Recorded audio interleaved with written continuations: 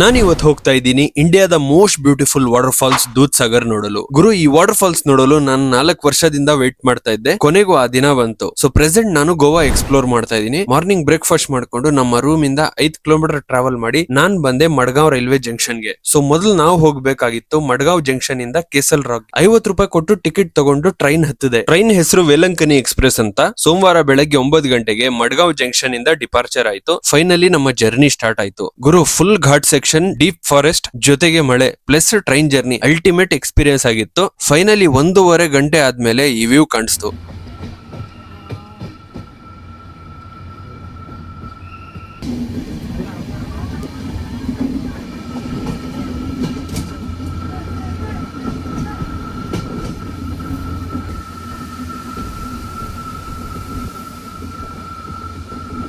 Doodh Sagar falls ನೋಡಕ್ amazing ಆಗಿತ್ತು. ಇದರ ಫುಲ್ ವಿಡಿಯೋ ಆಲ್ರೆಡಿ ನಮ್ಮ ಯೂಟ್ಯೂಬ್ ಚಾನಲ್ TFK ವ್ಲಾಗ್ಸ್ ಅಲ್ಲಿ ಅಪ್ಲೋಡ್ ಮಾಡಿದೀನಿ, ಚೆಕ್ ಮಾಡಿ.